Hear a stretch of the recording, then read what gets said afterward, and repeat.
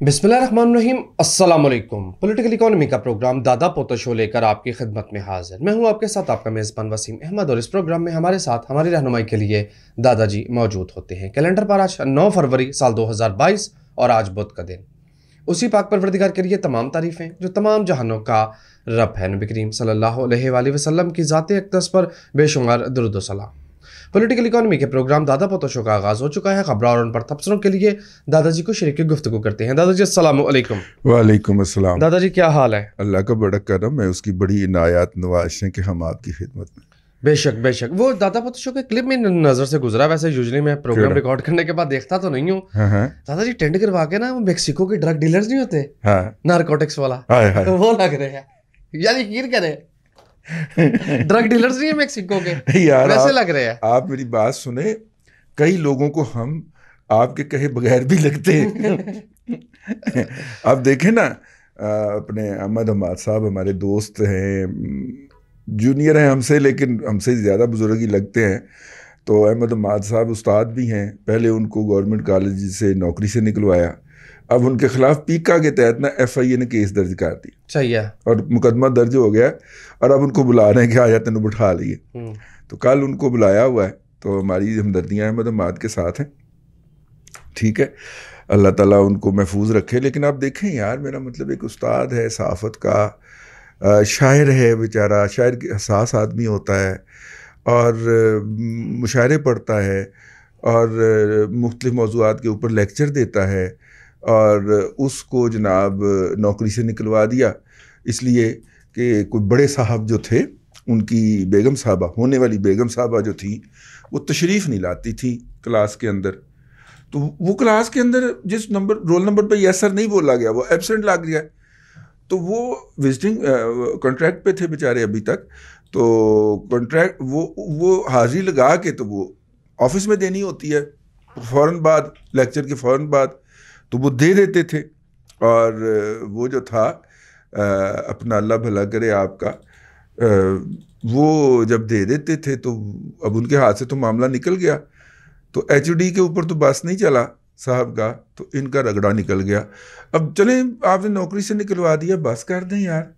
अब उसके ख़िलाफ़ मुख्तलिफ़ जगहों पे FIR दर्ज हो रही हैं। यार मेरा मतलब, उसने सिर्फ यही कहा कि देखें ये मेरे साथ ज़्यादती की गई है, और ये सोशल मीडिया पे डाल दिया है।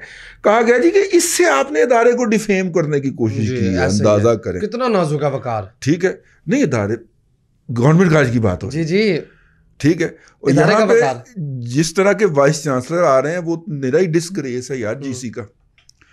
जिस तरह के वहाँ पे टॉप के ऊपर ब्रास चुन चुन के 2 नंबर और घटिया लोग लगाए जा रहे हैं गवर्नमेंट कॉलेज यूनिवर्सिटी के अंदर, इससे बड़ी डिस्ग्रेस क्या होगी इदारे की।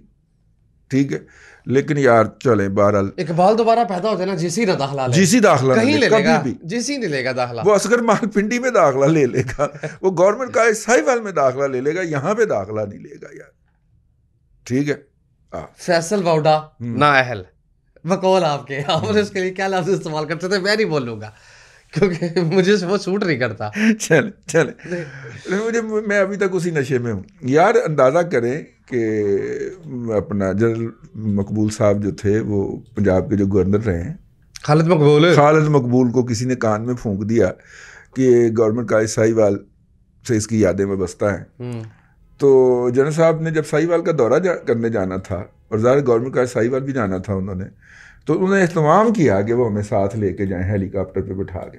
सही, ठीक है ना, इसको PR एक्सरसाइज कहा जाता है। लेकिन बहरहाल आपने हमारे मुंह से उनके खिलाफ बहुत कम बातें सुनी होंगी, बल्कि बिल्कुल नहीं सुनी होंगी। और वो ये होता है कि एक बंदे ने अपनी गुडविल जनरेट किया आपके साथ, वो दूसरों के लिए जो भी था, जब मेरिट पे आएगा तो हम इंशाल्लाह वो कर देंगे। लेकिन जिस तरह हम दूसरों के हवाले से करीब से बाहर निकल के चौके छक्के मार रहे होते हैं ना, हमने जनरल खालिद मकबूल साहब के हवाले से उस तरह के चौके छक्के नहीं मारे। क्योंकि एक आपकी ख्वाहिश होती है ना यार, कि आप जिस अदारे से पढ़े हैं, अब वहाँ पे उस अदारे के ग्राउंड के अंदर, जिस ग्राउंड के अंदर आप कभी खेला करते थे, हॉकी खेली हुई है आपने या फुटबॉल खेला हुआ है, तो उस ग्राउंड के अंदर हेलीकॉप्टर उतर रहा है जिसमें से आप उतर रहे हैं एज ए VIP। ठीक है, तो ये बड़ी, मैं तो इसको बड़ी एक बात समझता हूँ, बड़ी खुशी की बात समझता हूँ, पता नहीं तुझी की समझ लो। नहीं, वाउडा के केस में खालिद अफजल कहाँ से आ गया? मैं पिछली बात कंटिन्यू कर रहा था। वाउडा साहब जो हैं वो एक लाश है, जितनी देर पड़ी रहेगी उतनी देर इसमें से सड़ान आती रहेगी। ये एक गंध है, ताफुन जिससे उठ रहा है। इसको जितनी जल्दी ज़ेरे ज़मीन पहुंचा दिया जाए, दफना दिया जाए, ज़ेरे ज़मीन जाके ये ज़मीन का रिज़्क बनेगा तो ज़मीन की ज़रखेज़ी में इजाफा करेगा।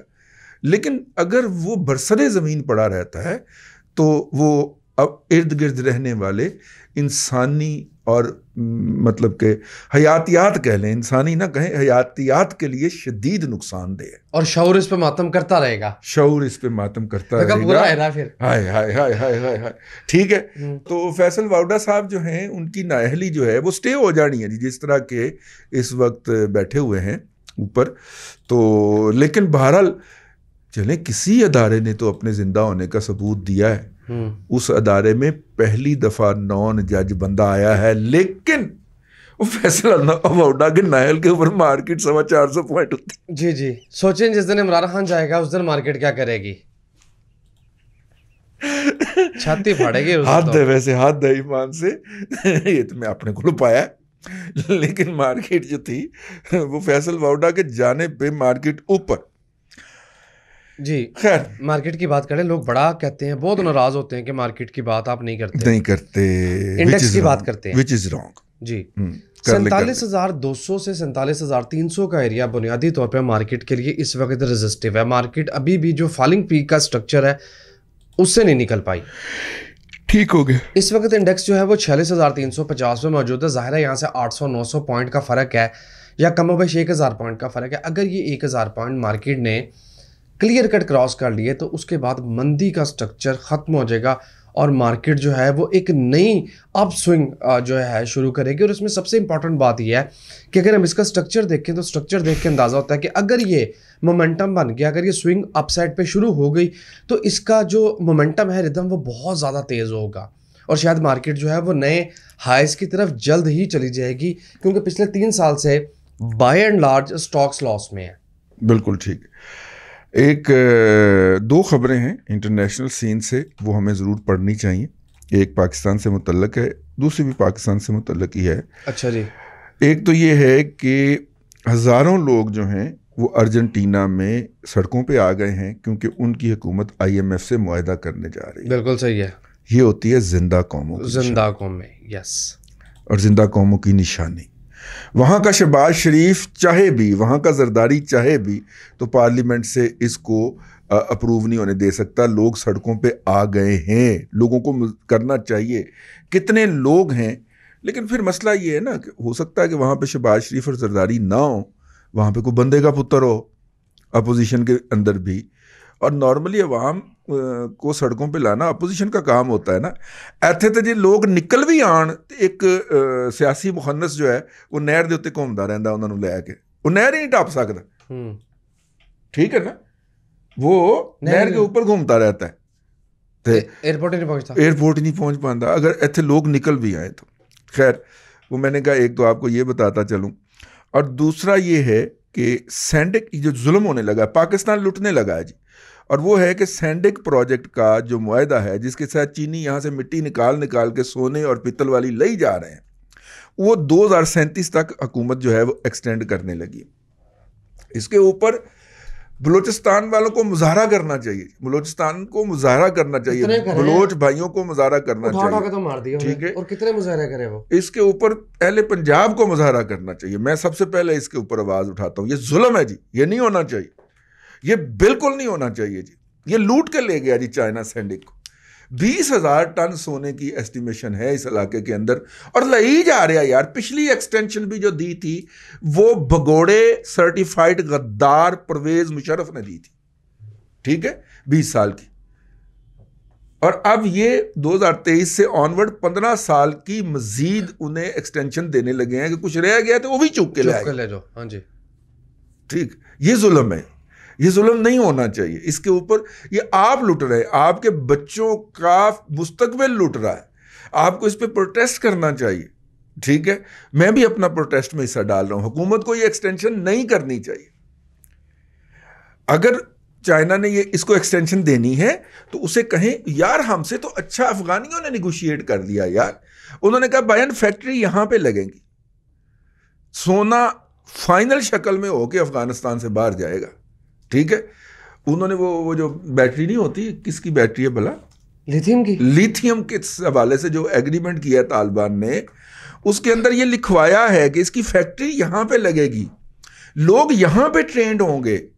ठीक है, और लिथियम फाइनल शक्ल के अंदर जाएगा और अगले 5 साल के अंदर आप बैटरियां यहां पे बनाने की इंडस्ट्री लगाएंगे। वो पापा जॉन्स के पीछे भेजते हैं नहीं तो फिर ठीक है, अरे सब कुछ ही चूक के दे देता है यार, मिट्टी ले जाओ। और हम भला क्या लेते हैं जी, ये मिट्टी से बड़ा कंटेनर जब कराची जाएगा ना, इसका पहरादार हमें रख लीजिएगा। वो याद आ गया कि जिन हाथ आया था ना, उसने कहा कोच यहाँ पे एक बहुत बड़ा महल बनवा दो, उसमें खूबसूरत लोग भर्ती करो। एनु छो। एक बंदे ने पूछा किसी ने, एक फकीर को, कि तेरे पास अगर 10 करोड़ का बॉन्ड निकला है तो क्या करोगे? कह रहा मैं एक बहुत बड़ी मस्जिद बनवाऊंगा। फिर की करोगे? फिर मैं उधर बाहर मांगूंगा। तो ये भी ऐसे ही है। तो यार उनको क्या मिलता है, सर को क्या मिलता है? सर को सिर्फ उसकी चौकीदारी मिलती है कि जब सैंडिक से वो प्रोजेक्ट मिट्टी का बड़ा हुआ कंटेनर चलता है कराची पोर्ट के लिए, तो सर आगे पीछे बंदूकें लेके उसकी हिफाजत कर रहे होते हैं। महज ये मिलता है। और साल के वो एक बिल है जो उनको चला जाता है चीनियों को, वो आराम से दे देते हैं यार। शऊर और फिक्र कमाल का सर का। वैसे सर कमाल का फिक्र पाया आपने, वैसे ईमान से सलूट सर। क्या फिक्री शख्सियत वाकया हुए हैं। ठीक, तो खैर ये एक खबर थी, मैंने कहा कि उसके ऊपर हम अपना रोला डाल दें, आगाही फैला दें। ठीक है, हमने उन साइंसदानों के साथ जो है वो इंटरव्यू किया हुआ, सिटिंग्स की हुई हैं। बेशतर तो उनमें से इस दुनिया में नहीं रहे जो सैंडिक के इस प्रोजेक्ट पे काम कर रहे थे। वो हम एक अलग विलाग में आपको बताएंगे कि वो फिर क्या होता था वहाँ पे और क्या हुआ और फिर ये प्रोजेक्ट क्यों दिया गया चाइना को। ठीक है, खैर जनाब अगली खबर सुने। हाँ, खुला ही खाता, लूट मार। आहो, वो 50 रुपए का बड़ा नोट नहीं होता था, आहो, वो भी किसी के पास पड़ा तो चेंज करा लो। आहो, चेंज करवा लो। दादाजी ये किसी की रद्दी जो है ना, हाँ, ये जेन्युइन पैसों के इवज ली जा रही है। ये खरबों रुपए की दिहाड़ी है, ये खरबों रुपए की दिहाड़ी है। नोट हमने इसलिए उस वक्त चेंज किए थे कि जाली बहुत सारे आ गए थे और ज़्यादातर जाली नोट छापने की फैक्ट्रियां जो थी वो KPK में लगी हुई थी। ठीक है, आज़ाद इलाके के अंदर वहाँ से जाली नोट छाप के फैलाए जाते थे। वैसे हम ये भी कहते थे कि भारत छाप के तो फैलाता है। फिर ये नोट चेंज किए थे। ठीक है, किसी की पुरानी मशीनरी चल रही है, खरबों रुपया कौमी खजाने से स्टेट बैंक से निकल के उसकी जेब में जा रहा है और ये ऐसे ही नहीं जा रहा। ठीक है, इसमें से हिस्सा भी आया है किसी का। किसका? और आप देखिएगा इसके पीछे एक ही डूबियस करैक्टर निकलेगा, कौमी असम्बली का स्पीकर। इस पूरे फैसले के पीछे ना असद कैसर निकलेगा। मेरी बात नोट कर लीजिएगा। कोई इन्वेस्टिगेटिव जर्नलिस्ट इस्लामाबाद का फ़खर दुरानी जैसा जो है वो अगर इसको इन्वेस्टिगेट करे तो ये समरी इनिशिएट किसने करवाई है आपको पता चलेगा कि वो होगा या उसका कोई ना कोई आगे एजेंट होगा, चमूना होगा। ठीक है, तो ये भी एक डकैती मुसलसल जारी है। अरबों रुपया, खरबों रुपया महीने की ये डकैती जारी है कि वो नोट छाप के खजाने को देते होंगे और उससे जनाब असली वाले नोट ले लेते होंगे। तमाशा नहीं लगा हुआ इस रियासत का यार। ठीक है ना, लूट, खुली लूट मार है। हौली बोलो जे सैंडक दी मिट्टी दे मुआवजा नूं पता चल गया तो उन्होंने काम आप शुरू कर। हाँ, बात तो सही है यार। वैसे हद है ईमान से यार, कमाल ही हो गया यार। चिट्टे दिन डकैती हो रही है यार, चिट्टे दिन डकैती हो रही है यार, और हो ही जा रही है, मुसलसल हो ही जा रही है यार। जब सुबह 10:30 बजे टी ब्रेक होती है और सर बैठे, सर और सर के सुन तो लेना, सोच रहे हैं, वहां कोई बंदा नहीं कहता कि यार ये रियासत और यहाँ का सिस्टम मजाक बन गया है। नहीं दादाजी, सारा कुछ ही मजाक है। तब ना मजाक वो तब कहें जब उनको प्लॉट ना मिले, जब उनको वो यार मुशर्रफ ने एक जर्नैल को 188 प्लाट किए थे। कर्नल रिटायर्ड इनामुर रहीम एडवोकेट साहब जो है वो पिटते फिर रहे हैं। वो यार एक जर्नैल को 188 plot commercial, non commercial resident पूरे पाकिस्तान के अंदर अलॉट किए। किसी को 150, किसी को 250, वो ना 188 तो टॉप स्कोरर था ना। और वो कौन से प्लॉट किए जो मुशर्रफ कर ही नहीं सकता था। वो ज़मीन जो थी वो प्योर डिफेंस पर्पस के लिए मखसूस थी। यानी ये तो ऐसी टैंक खड़े करांगे, ऐ तो JF थंडर खड़े करांगे, अल्ज़रार खड़े करांगे, इसके ऊपर हम जो है अब अल्ज़रार मेरे घर खड़ा कर दे जरूर, मैं की कह सकता ठीक है, उसकी वो जाती जमीन जागीर था। मुशर्रफ अलॉट कर गया सबको, खरबों रुपए की जमीन थी यार, वो प्लाटिंग करके अलॉट कर गया यार, अंदाजा करो यार, हद है वैसे यार। ईमान से जमीन देखते ही कुछ ऐसे तरबियत याफ्ता लोग हैं इस मुल्क के अंदर जिनकी आंखों में डॉलर साइन ऐसे कड़क कड़क कड़क कड़क कड़क करके निकलना शुरू हो जाते हैं यार, हद है वैसे ईमान से।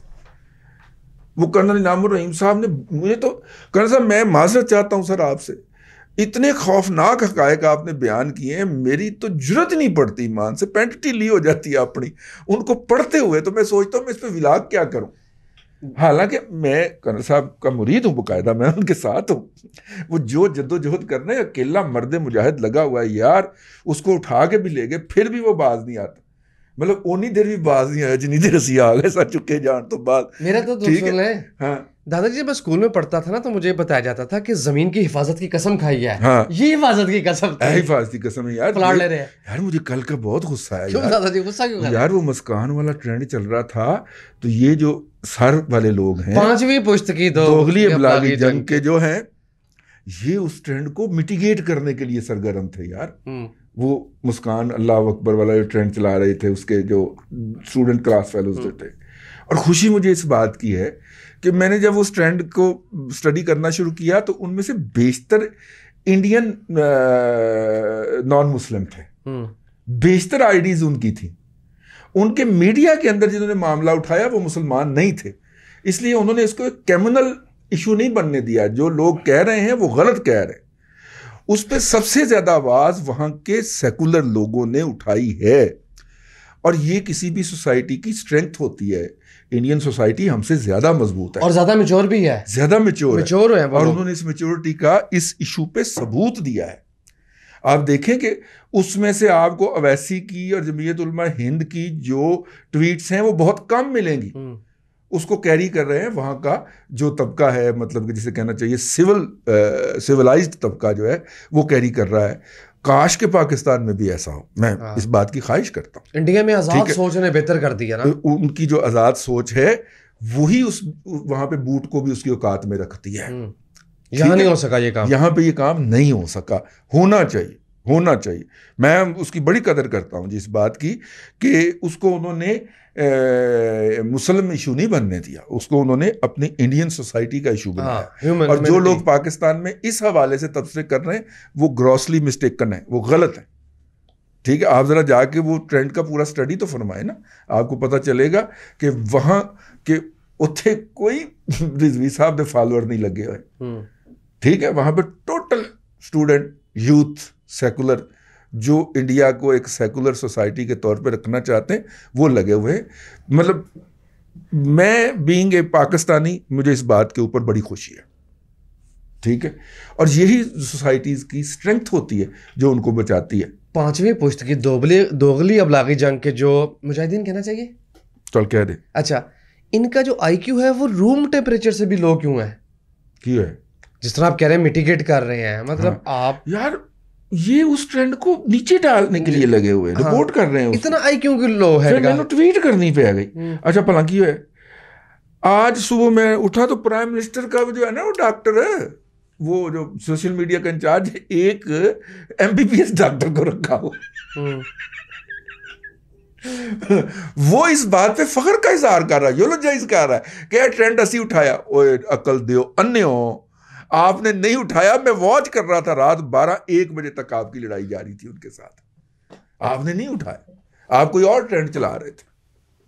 ठीक है, तो इसलिए ये बददयानत लोग हैं, ये झूठे लोग हैं, ये किज़ब बयान लोग हैं, ये मतलब कि लाइन लोग हैं कि जो मतलब कि चूंकि उसको शिकस्त नहीं दे सके, ठीक है, तो फौरी तौर पे उसके ऊपर ना कंबल डालने की कोशिश की। याराना काम है।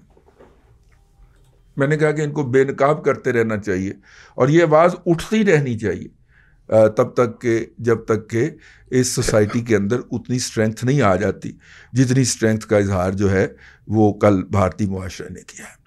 ठीक है।